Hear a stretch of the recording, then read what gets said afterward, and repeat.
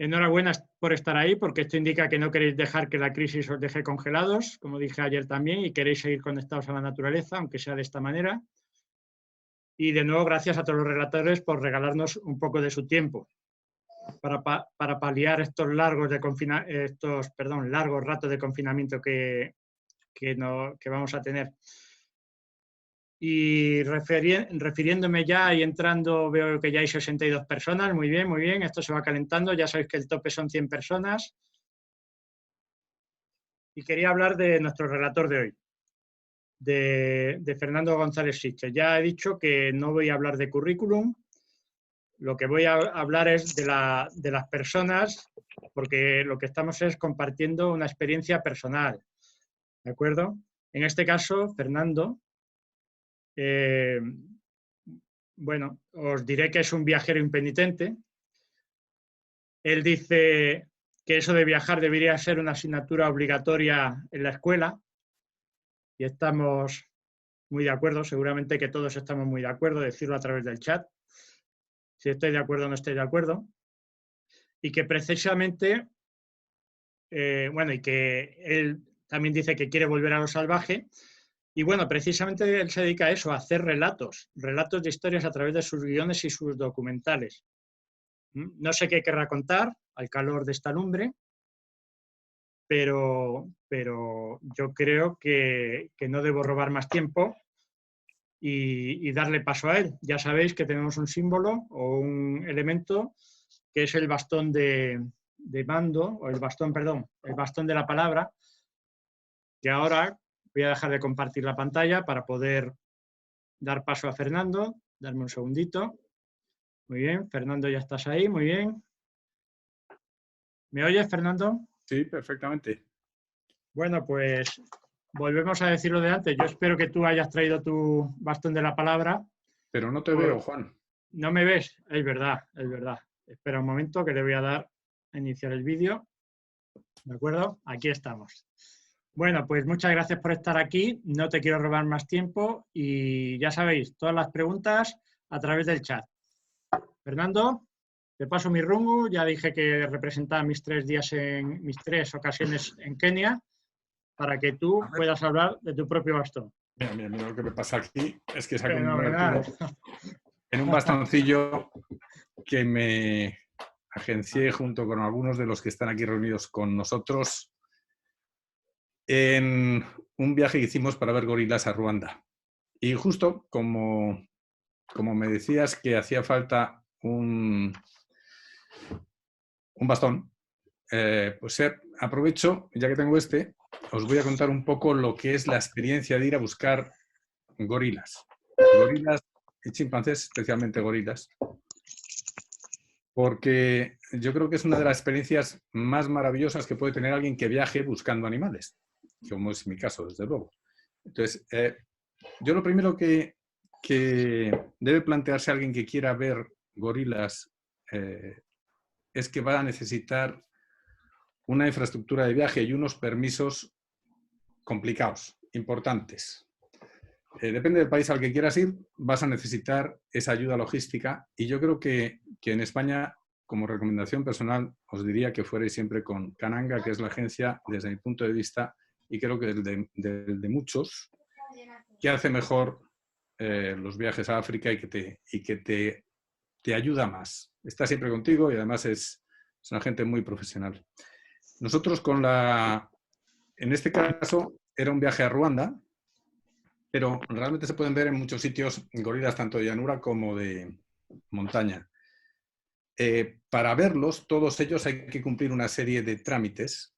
Primero los de aquí, lo que os decía de los permisos, pero después hay una parte más divertida, que es cuando llegas a la zona, y entonces te empiezan a contar los que te van a llevar a ver a los gorilas, qué es lo que tienes que hacer. Los gorilas, para habituarse al ser humano, han pasado previamente por una larga años de ir habituándolos con gente muy especializada, entre los que están una española, Magdalena Bermejo, que tuve la suerte de conocer en el Congo. Entonces, cuando llevan mucho tiempo con ellos, están acostumbrados a los guías que te van a llevar y van a permitirte acercarte a ellos siempre y cuando cumplas una serie de normas. Y con un macho de espalda plateada es bastante importante que cumplas las normas. Una de las cosas que más sorprende, lo primero que te puede sorprender, es que te obliguen a llevar una mascarilla, a la que ahora está tan de moda. Pues cuando vas a ver gorilas y chimpancés es imprescindible, no porque tú te vayas a contagiar de algo de ellos, sino porque les puedes transmitir alguna de las enfermedades que a ti no te hacen prácticamente nada, pero a ellos los pueden matar. Entonces, esa es el primer punto que te das cuenta que sí que hay un cuidado real detrás de estos guías que te llevan a ver gorilas. Después, es imprescindible el calzado que lleves, la ropa que lleves, depende de dónde vayas, si es de llanura o de montaña. Evidentemente, por ejemplo, para ir a los de montaña, que es el caso de este bastón, que es el caso de Ruanda, cuando vas a los Virunga, que es donde fuimos nosotros, también puedes ir a Kauzibiega en Ruanda, entonces verías los de llanura y es otro tema. Pero cuando vas a ver los de montaña, es imprescindible que lleves unas botas, va a estar muy húmedo y va a estar lleno de barro. Es imprescindible este bastoncillo, te lo van a vender para sacarse unas perras los locales, tallado, a ver si soy capaz de enseñároslo. Vamos, como este habrá otros más sencillos, pero ves que tiene gorilas por aquí. El caso es que este, que parece solamente un souvenir destinado a los turistas, cuando vas a subir realmente es útil. Llevar un bastón, un punto de apoyo extra en ese suelo resbaladizo de la selva es fundamental. También es fundamental llevar unos Getrex y llevar un buen cortavientos, unos guantes. ¿Por qué? Porque hay unas enorme, ingente cantidad de ortigas, de unas ortigas muy grandes que atraviesan un pantalón vaquero con extremada facilidad y que al final acabas con las manos de otra forma. Realmente no es nada agradable, no es que te vaya a pasar nada, pero son unas picaduras un poco más fuertes que las de nuestras ortigas locales. Después tienes, en la parte de abajo, en esa charla que te dan, te van contando los distintos grupos de gorila que ya están habituados y que tienen controlados. Entonces, eso hay una diferencia importante si el gorila y su grupo, el macho, el dominante y su grupo, está muy cerca de donde tú sales, a 3/4 de hora, o si los gorilas están lejos y vas a estar... Yo tengo un amigo, un íntimo amigo, que estuvo no hace mucho en Uganda. Yo le había dicho que había visto en el bosque impenetrable de Bwindi gorilas a media hora de salir del punto base y le dijeron que estaban cerca, que no iba a tardar mucho. Cuando llevaban 5 horas empezaba a pensar que no los verían nunca. Y estamos hablando de 5 horas subiendo montaña y por una selva realmente cerrada. Es una selva maravillosa. No solamente es el gorila o los gorilas el premio de esos viajes, es imprescindible estar abierto a la emoción, a la belleza que te va a rodear por todas partes.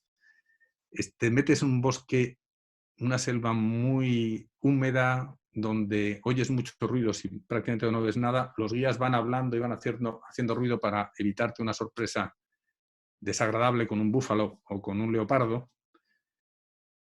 Pero hay un momento en el que yo creo que es un momento mágico, en el que tú vas realmente cansado, te has pegado ya 3 culadas con el barro, te han picado las ortigas aunque vayas lleno de ropa, vas maravillado por lo que te rodea, pero hay un momento en que ves que los guías toman una actitud un poco diferente e inmediatamente después empiezas a llegarte un olor inconfundible, un olor a gorila, un olor que una vez que lo hueles ya no lo vas a olvidar jamás. Es un olor almizclado, fuerte y que en el fondo te llena de emoción porque sabes que tienes un inminente encuentro con el gran señor de la selva, ¿no? Y efectivamente, tú te quedas un poco, te han dicho entre las normas que tienes que hacer, que no retes al macho de espalda plateada, lo cual es de una obviedad apabullante, porque cuando ves un macho de espalda plateada, nadie se le ocurriría en su sano juicio retarle de ninguna de las maneras. A lo que se refieren con retarle es que no le mires directamente a la cara, que agaches, que humilles un poco, como hacen los otros gorilas cuando pasa. Pero realmente los machos que yo he encontrado, quizá por suerte, todos han pasado absolutamente de todos los que íbamos, de los pocos que íbamos en cada grupo. ¿No? Los grupos no son de más de 4 o 5 personas. Y generalmente los machos te ignoran.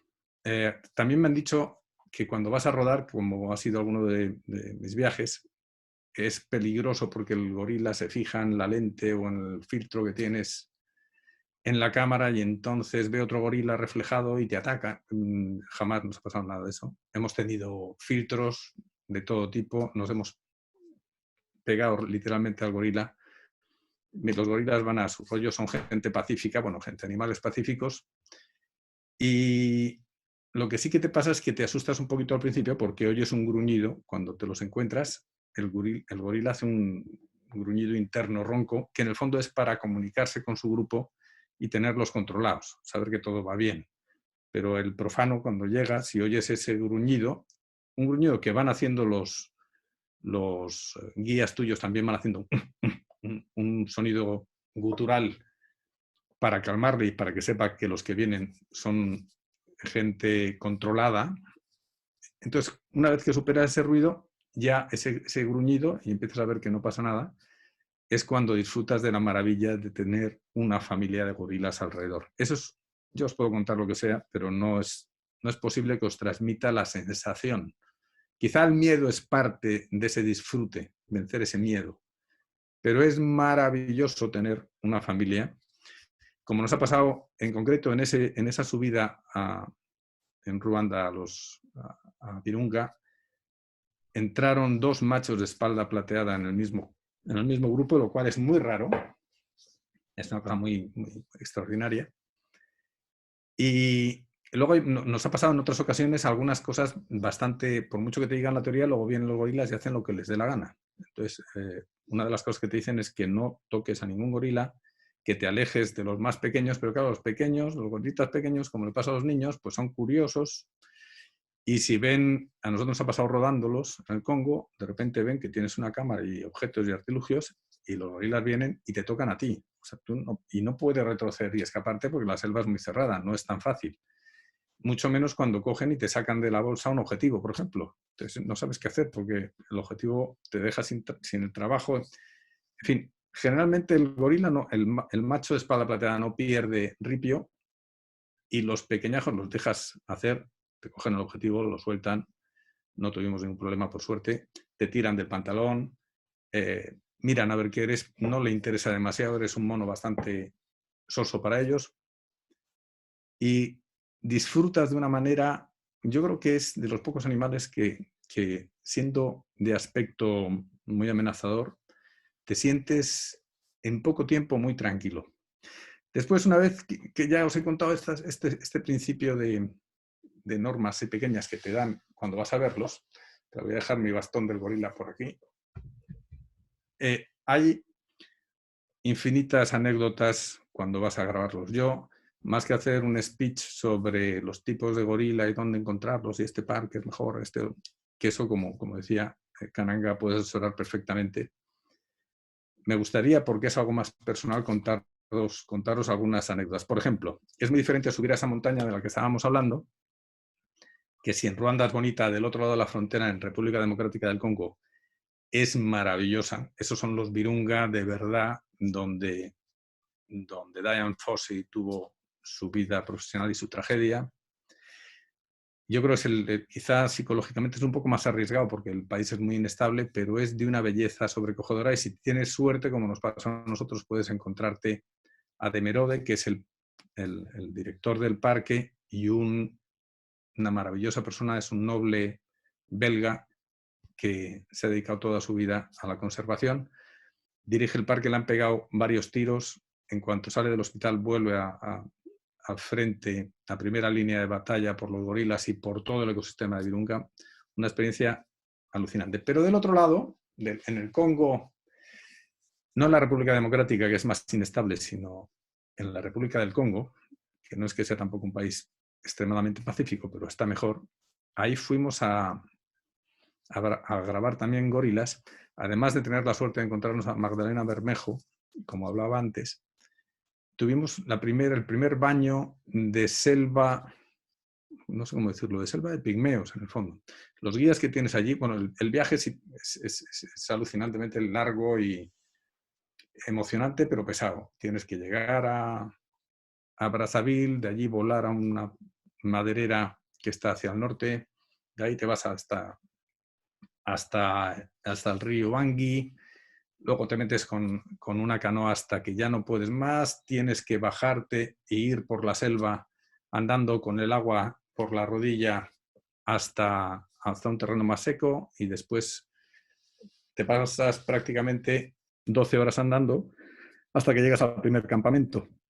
En ese trayecto, como más al norte, en República Centroafricana, cuando vas a Tsanga-Tsanga, que es otra gran reserva, te guían los pigmeos. Y los pigmeos son algo extraordinario. O sea, en la selva, tú los ves chiquititos, no hablan nada, ni inglés ni francés, hablan su idioma. Los bacás, teníamos un traductor, son una enciclopedia viviente de la selva. Una enciclopedia viviente y muy sinceros. De hecho, algunos de ellos, yo cuando les preguntaba, oye, ¿los gorilas qué tal? Y decían, están muy buenos. O sea, que se los habían comido incluso. Pero claro, la gente, esta nueva línea de conservación que hay ahora, coge a estos cazadores de gorilas o de cualquier otra cosa que es comestible en la selva y los recluta para el frente de conservación. Es decir, los hace guardas, guías. Entonces, como es una fuente de ingresos para ellos, dejan de comerse los gorilas, de cazarlos y te los enseñan, te llevan entre la selva. Y no hay mejor guía en la selva que un pigmeo. Aunque tiene su cosilla, porque yo lo cuento muchas veces, pero mi baño en esa selva, justo cuando llegas a la parte ya que te tienes que meter hasta el cuello, nos decían, empezaron a hablar y decían, aquí hay 3 animales realmente peligrosos. Entonces el primero, que nosotros podemos encontrar, el primero es un elefante de selva. Si un elefante de selva te ve, son más agresivos que los de sabana, se asustan, te salen más cerca.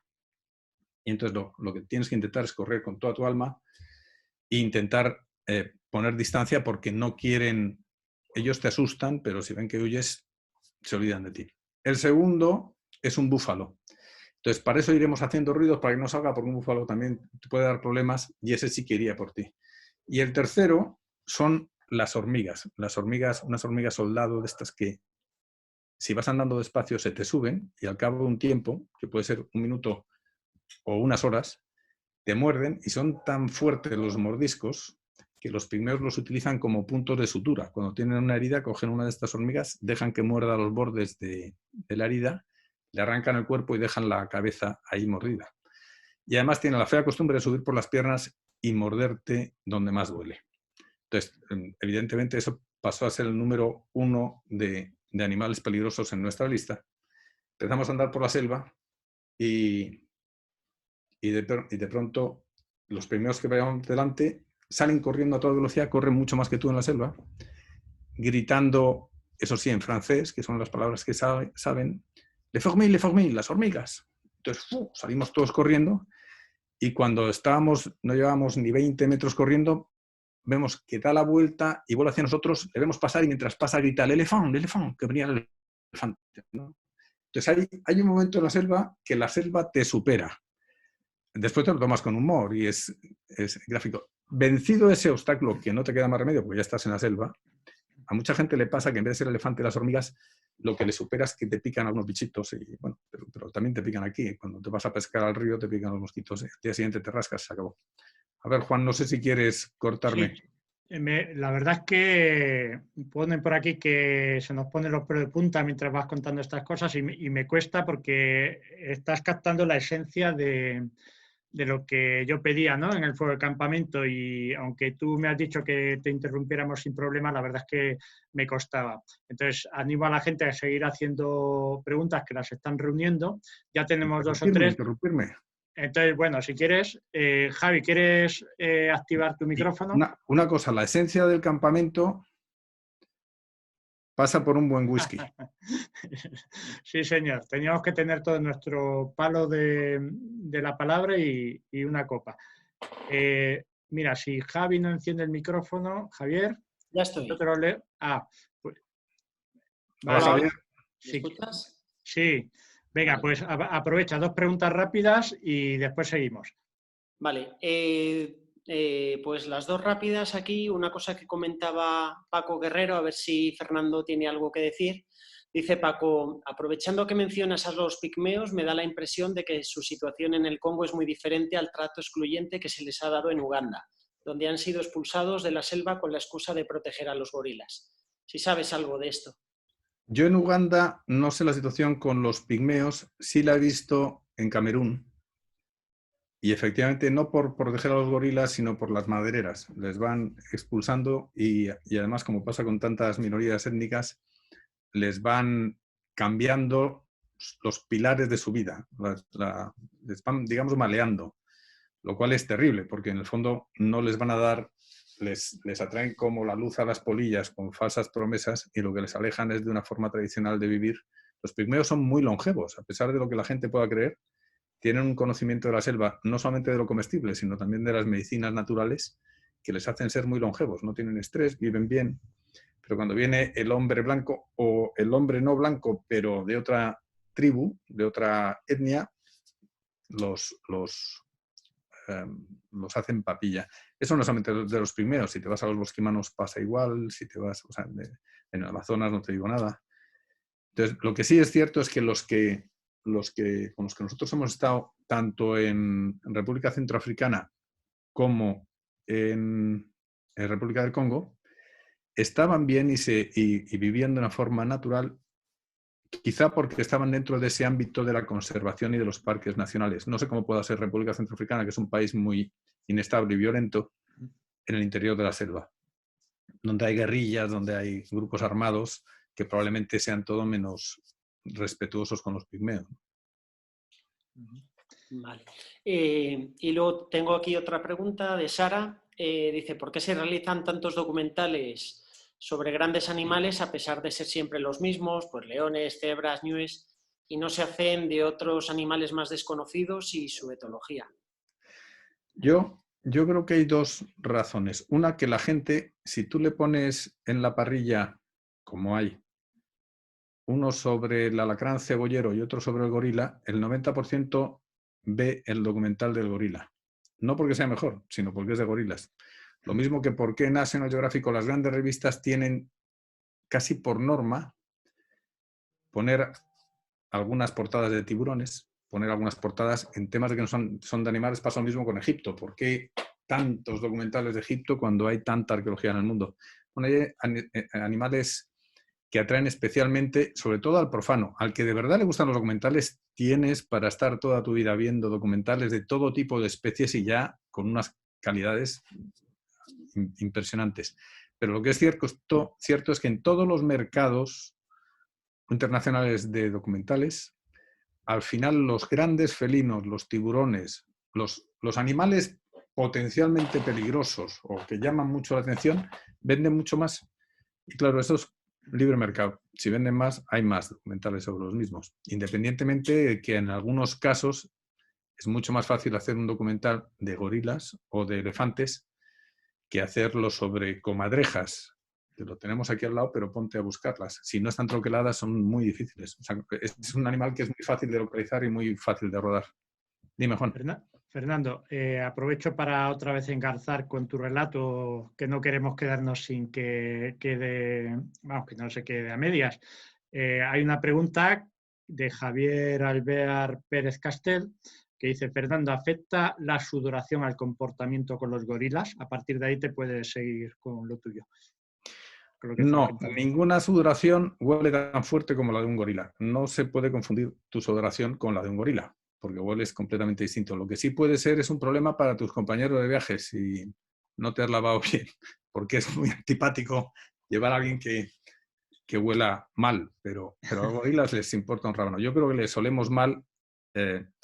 Si sudamos les vamos a oler mal, pero probablemente les olamos peor si vamos con aftershave y colonias y desodorantes, porque a los animales los olores sintéticos alcohólicos que solemos llevar no les gustan nada. Muy bien, pues si quieres puedes seguir. Ahora te recogemos más preguntas. Bueno, pues vamos, con los pigmeos yo os podría contar infinitas anécdotas porque son una máquina de sorpresas para... Incluso con nosotros nos pasó una cosa muy graciosa, te dicen que es el mejor guía de la selva, que lo son, pero con nosotros se perdieron los hombres, las mujeres que estaban un poco en retaguardia, se rieron de ellos porque ellas sí sabían volver, les dejaron que nos perdieran a posta para reírse de ellas. En fin, que ahí tienen un sistema, tienen un sentido del humor extraordinario.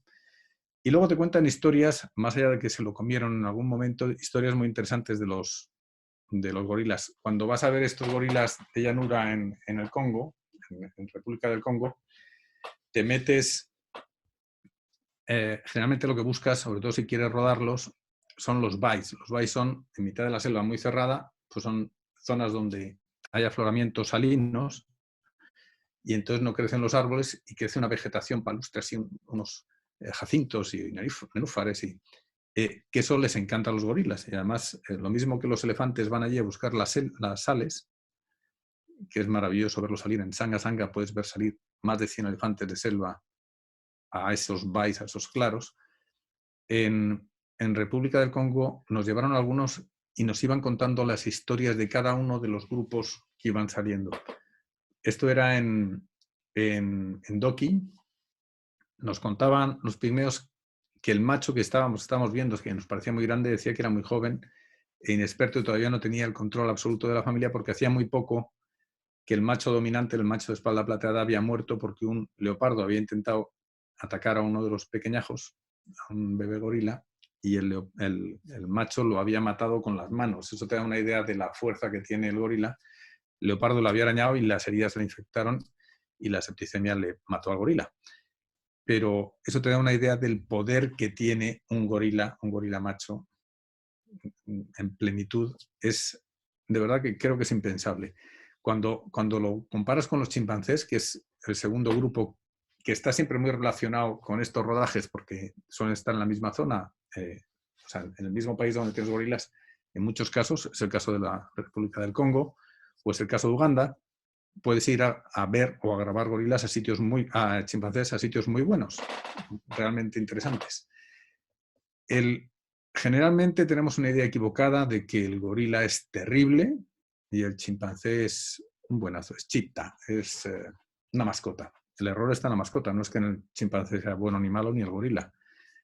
El bueno o malo es el concepto que tienes de ellos o tu concepto prefijado de estos animales es lo que hace que muchas veces nos pongamos en serio peligro. A mí me llamó mucho la atención cuando empecé a leer sobre gorilas hace mucho tiempo, que esa historia terrible que ahora ya se empieza, gracias pues, entre otras cosas, a Internet, se empieza a aclarar, pero los gorilas durante mucho tiempo, prácticamente desde principios del siglo XX hasta principios del siglo XXI, se pensaban que eran agresivos, eran muy peligrosos, podían raptar mujeres, las subían a los árboles, se decía, y las estrangulaban. Te decían toda suerte de barbaridades, y eso se debe a que un francés que le habían encargado escribir un relato y un libro sobre los gorilas a principios del siglo XX, fue a verlos y descubrió que los gorilas eran unos animales de lo más pacífico, vegetarianos, sociables. Entonces fue con esa crónica a su editor y le dijo que de eso nada, que eso no vendía nada y que tenía que inventarse. Este era Paul Duchaillu y hizo un libro terrorífico del gorila violador, estrangulador, terrible. Y eso se quedó en el imaginario hasta hace relativamente poco. Curiosamente, el gorila, además, ya venía desde el origen de su nombre, venía como un animal injustamente tratado, ¿no? Porque en la época en que Janón, el sufeta de Cartago, recorría explorando el Golfo de Guinea, se paró cerca de lo que probablemente fuera Camerún, y porque veía unas montañas de fuego, volcanes, y bajó y se encontró con un pueblo gigante y peludo y muy fuerte. Entonces mandó a sus hombres que cogieran una de esas mujeres para llevárselas a Cartago, y los hombres agarraron a una gorila, ya os podéis imaginar la que le dio la gorila a los soldados de Cartago. Entonces, cuando al final consiguieron matarla, le quitaron la piel, se la llevaron a Cartago, y la gorila, que no recuerdo el nombre, pero para los locales, traducido el nombre con el que llamaban a los gorilas, era el señor de la selva, le llamaron los cartagineses Gorel, que es la que araña, quiere decir la que araña. Entonces, del nombre magnífico que tenía, que correspondía a lo que era un gorila, que es el señor de la selva, pasó a ser la que araña. Y sin embargo, tenemos la idea, o hemos tenido durante mucho tiempo la idea de que los chimpancés son esas mascotas adorables que salían en las películas de Tarzán, por la culpa de Chita, que por cierto, Chita tenía un par de huevos bien puestos, porque era macho. Pero estos chimpancés a mí me llamó mucho la atención también hace años cuando leí en la entrada del Parque Nacional de Gombe que los niños pequeños no podían entrar y que era peligroso. Después, grabando en Uganda, en la selva de Kibale, donde hay la mayor densidad de chimpancés de África, por lo tanto del mundo, también me llamó mucho la atención porque nos contaron los locales, estuvimos entrevistando a algunos, que en determinadas épocas el parque está rodeado por cultivos de gente muy pobre. Entonces hay cultivos de té, de café, y cuando los locales entran en la selva, en el Parque Nacional, y cazan los pequeños mamíferos que en un determinado momento sí que son una fuente de proteínas imprescindible para los chimpancés, porque a diferencia de los gorilas, los chimpancés son omnívoros. Hay un momento que necesitan cazar, cazan sobre todo pequeños monos, colobos, y cuando se quedan sin las proteínas a veces salen a los cultivos que rodean al parque, donde están las mujeres trabajando en la tierra con los niños puestos con un pañuelo a la espalda, las emboscan, le quitan los niños y se los comen. Entonces, eso no es que sean los chimpancés malos, error, o sea, te sale, piensas que se comen niños y dices, qué malo los chimpancés. No, para nada. Son los animales más parecidos a nosotros que he visto, pero la diferencia de estar rodeado de chimpancés a estar rodeado de gorilas, a pesar de la diferencia de fuerza y tamaño, no tiene nada que ver. Yo con chimpancés sí me he sentido muy tenso, también quizá por desconocimiento. Ya me gustaría que mi amigo Fernando Turmo nos contara toda la parte positiva de los chimpancés, que hay mucho más que negativa, pero la verdad es que te das cuenta que son muy inteligentes y son prácticamente como nosotros. O sea, son primos hermanos. Muchos serán mucho más inteligentes que algunos que conozco. Por ejemplo, a mí me llamó mucho la atención cuando entramos con guiados en la selva de Kibale. Era un día soleado, pero cuando llevábamos ya unas horas andando por dentro de la selva buscando los chimpancés, a primerísima hora del día, de pronto vemos que empieza a llover. Entonces nos extrañaba porque mirabas hacia arriba y entre las copas, que había algún claro, veías que había sol. Y miramos al guía y el guía estaba debajo de una gran hoja de la selva, partido de risa, porque lo que estaba lloviendo era que los chimpancés, para decirnos lo que pensaban de nosotros, estaban todos en las ramas haciendo pis encima de los intrusos, ¿no? Entonces, ellos tienen mucho control de lo que haces. Y es una sensación muy diferente con los gorilas, porque cuando bajan los chimpancés, un chimpancé también pensamos que es un, ya te digo, con ese concepto medio de mascota, un chimpancé adulto. Me decía hace tiempo un conocido que se dedica a los chimpancés decomisados, a cuidarlos e intentar darles una vida mejor, que un macho adulto puede levantar 500 kilos de peso muerto con un brazo. Eso te da una idea de lo que es un chimpancé. Es realmente una fuerza sobrehumana. O sea, si quisieran realmente hacernos daño, siempre podrían hacerlo, sin ningún problema. Pero volviéndonos a nuestros gorilas, una de las... ¿Te puedo hacer sí, una interrupción breve? todas las que quieras. Sí, es que es muy interesante y me cuesta y no quiero interrumpirte. No creo que se corte, nos queda en teoría un minuto, no creo que se corte porque he ampliado el tiempo de la sala. No creo que haya ningún problema, pero sin cortar el relato, te quiero hacer una pregunta que me ha mandado aquí Javier, muy interesante. Dice, ¿cómo está el tema de los furtivos? Por si la quieres encajar. Y recuerda que hablábamos, a Galán se me olvidó pedirle, pero ya os diré lo que él nos recomendó. Un libro, ¿no? Dice, piden recomendación sobre algún libro de gorilas sobre África en general. O sea, en cualquier momento de tu relato, si quieres comentar estas dos cosas que nos acaban de llegar, y si se cortara, entrando en el mismo ID, después de 5 minutos de esperar, podemos volver a entrar si queremos, pero vamos, no queremos abusar tampoco del tiempo de Fernando. Vale, pues nada, Adelante. yo la primera pregunta, los furtivos siempre están ahí cuando las madereras, sobre todo las madereras ilegales o poco éticas, como son las chinas, por ejemplo, no tienen ecobarreras, no ponen ecobarreras y abren sendas en el bosque. Eso multiplica no solamente el furtivismo, sino el peligro que hay de transmisión de algunas enfermedades ahora que estamos pasando la crisis, como el ébola. El ébola, yo cuando estuve con Magdalena Bermejo, fue la primera persona del mundo que habituó a gorilas de llanura para que aceptaran grupos de turistas, con idea de hacer que esos grupos dieran dinero y por lo tanto se conservaran. Durante años estuvo para conseguir esos primeros grupos y después un brote de ébola los mató a todos en Uppsala. Esos furtivos hacen mucho más daño que la muerte de un gorila. Y no son los furtivos que en el fondo lo que buscan es una salida para sus familias, sino el problema es los que vienen detrás, esos madereros inmorales o tantos otros que piden, todavía hay en países del Oriente Medio y de Asia, gente que paga por un gorila bebé, hay que matar a toda la familia para quitar a los pequeños. En fin, son atroces. Yo lo que sí, ahora os cuento el libro. Lo que sí, antes que un libro, os recomendaría, si queréis ver gorilas, de cara a poder ir a verlos después, cuando haya posibilidades tanto físicas como económicas, para ir a los países a verlos, tenéis la posibilidad de verlos en España. Hay dos parques, los dos bioparques, uno en Fuengirola y otro en Valencia. Los bioparques tienen unos grupos de gorilas y de chimpancés. Ahora mismo hay una especie de paranoia de maldecirlos a los zoos y de hacerlos, de estigmatizarlos, porque se piensa que son todos igual de malos que la mayoría, o sea, como son la mayoría, que lo son.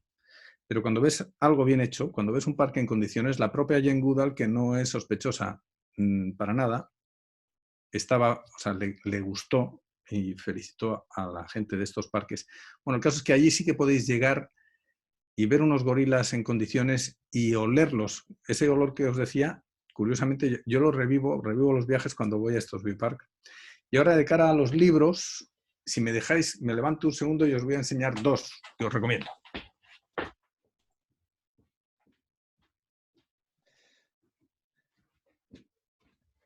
A ver.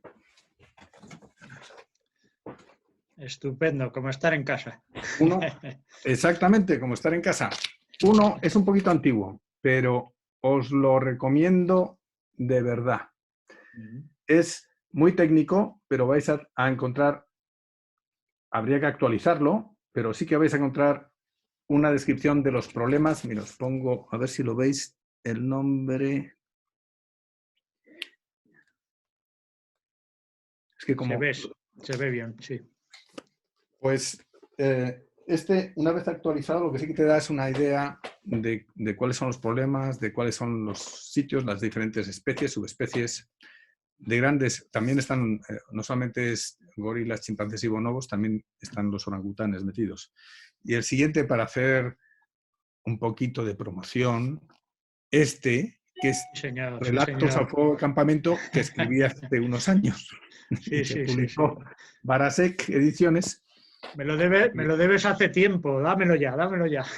Sí, a ver, Gonzalo, si estás por ahí, pronúnciate, que me tienes que dar volúmenes para regalar. Es verdad. Pero, en fin, no sé, llega un momento que me siento un poco como el abuelo Cebolleta, no sé si estoy soltando demasiado rollo. Lo que sí que os animo a todos, de verdad, es tanto a ir a los parques, a los bioparques, como a ir, una vez que ya os hayáis impregnado de esa magia que tienen los gorilas y los chimpancés, que vayáis a buscarlos a los parques donde todavía se conservan, porque es la única forma de que sigan conservándose. En la esperanza en el turismo está, yo creo, la última solución que tienen los chimpancés y los gorilas de seguir siendo salvajes, libres. Si no se entiende ese concepto, que se adquiere precisamente yendo a donde no está todo controlado, a donde te puede salir el elefante o picar la hormiga, o te puedes pasar una noche empapado, o puede, no sé, picarte las ortigas, te puede cargar un búfalo. Si no experimentas ese paso que es meterte en la selva, es una droga durísima porque te engancha enseguida.